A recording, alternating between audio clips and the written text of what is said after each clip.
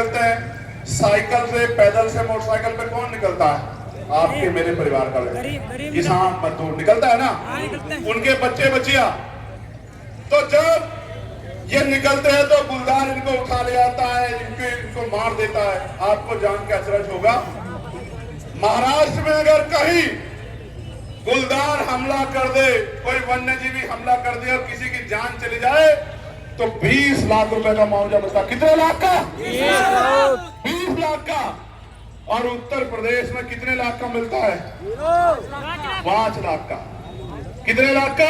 5 लाख। वहां भी double engine की सरकार, यहां भी डबल इंजन की सरकार। और 2023 में केंद्र की सरकार ने 5 लाख की राशि बढ़ा के 10 लाख कर दी थी, लेकिन उत्तर प्रदेश की निकम्मी सरकार ने, ढोंगी सरकार ने 5 लाख रुपए से एक पैसा नहीं बढ़ाया, जबकि दूसरी जगह पे 20-20 लाख रुपए मिल रहे हैं। मैं आपको बताना चाहता हूं, उनको पता है गुलदार किसी अमीर को, किसी नेता, किसी पैसे वालों को नहीं ले जाता, उसके बच्चों को नहीं मारता, गरीबों को, किसानों, मजदूरों के बच्चों को मारता। तो मारने दो। इनकी जान की कीमत सरकार की नजर में 5 लाख रुपए। प्यारे साथियों, ये भेदभाव इस सरकार में हमारे और आपके साथ हो रहा है। अभी मैंने 3 दिन पहले जिनको राशन डीलर कहते हैं उन भाइयों की आवाज उठाई। महाराष्ट्र में 2.25 रुपए करीब उनको जो है लाभांश कमीशन मिलता है। उत्तर प्रदेश में 90 पैसे मिलता है।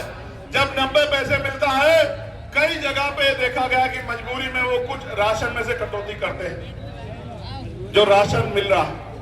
मैंने मांग उठाई कि उनको 90 पैसे की जगह 3 रुपए लाभांश कमीशन मिले, जिससे वो जो अनाज ऊपर से आ रहा, पूरा का पूरा अनाज गरीबों के घरों तक पहुंच सके, उनके बच्चों के पेट तक पहुंच सके। प्यारे साथियों, किसानों की बिजली का बिल माफ हो 2022 में सरकार ने वादा किया था। बिजली का बिल माफ करेंगे, उनका कर्ज माफ करेंगे। अभी 5-6 दिन पहले मैंने पार्लियामेंट में जोर शोर से आवाज उठाई कि आप कह रहे थे बिजली का बिल माफ करेंगे, आप कह रहे थे हम उनका जो आमदनी दोगुनी कर देंगे, आप कह रहे थे कर्ज माफ करेंगे। ना तो बिजली का बिल माफ हुआ, ना कर्ज माफ हुआ, ना इनकी आमदनी दुगनी हुई।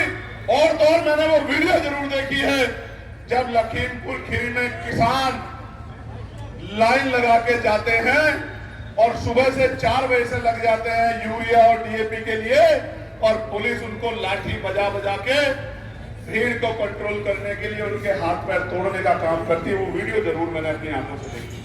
ये सरकार है जो कहती है किसानों के हित से। प्यारे साथियों, अभी कुछ दिन पहले, क्योंकि मैं छात्र राजनीति से आया हूं और छात्र राजनीति की इंपोर्टेंस को समझता हूं, हमने पार्लियामेंट में ये लेटर लिख के दिया था मिनिस्टर को कि उत्तर प्रदेश के विश्वविद्यालयों के अलावा विद्यालयों में शासन चुनाव नहीं हो रहे हैं।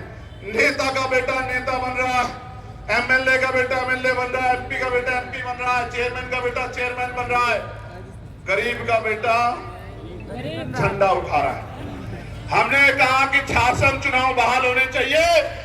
जो गरीब प्रतिभाएं ग्रामीण क्षेत्रों की वो विद्यालय से सीख के आएंगी, और जब सीख के आएंगी तो एमपी एमएलए बन के, चेयरमैन बन के अपने लोगों को, अपने क्षेत्र के हालात को बदलने का काम करेगी। और मैं आपको विश्वास दिलाता हूं, हमारी पार्टी पढ़े लिखे नौजवानों को, चाहे वो गरीब परिवारों के क्यों ना हो, उन तमाम नौजवानों को मौका देगी जिनके अंदर लड़ने की क्षमता है लोकसभा और विधानसभा में, कि वो जाए और अपने क्षेत्र की समस्या का हल विधानसभा लोकसभा में जाके करने का काम करे। नौजवानों को पर्याप्त हिस्सेदारी आजाद समाज पार्टी आने वाले विधानसभा चुनाव में, पंचायत चुनाव में देगी। मेरी बात को आप याद रखना।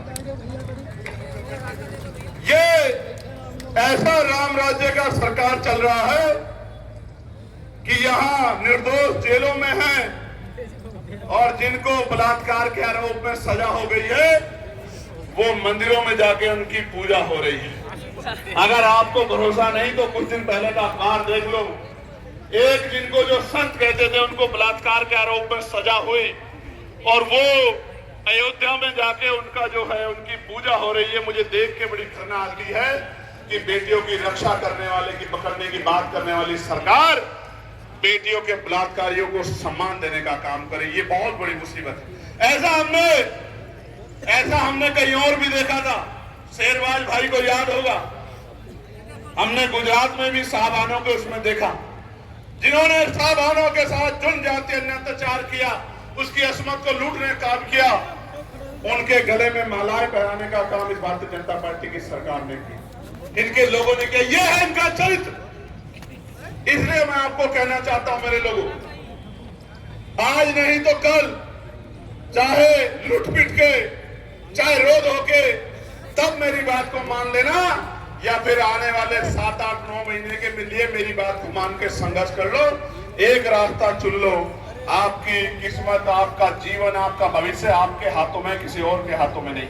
राजकाज बना लोगे तो राजकाज बनते ही जितना बैकलॉग बकाया है, सारे बैकलॉग को पहली कैबिनेट में पूरा करने के लिए जो है प्रस्ताव लाके पक्की नौकरियां नौजवानों को देने का काम करेंगे। मेरी बात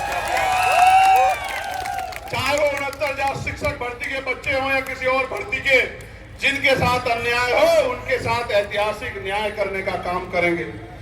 तहसील स्तर पर IAS, PCS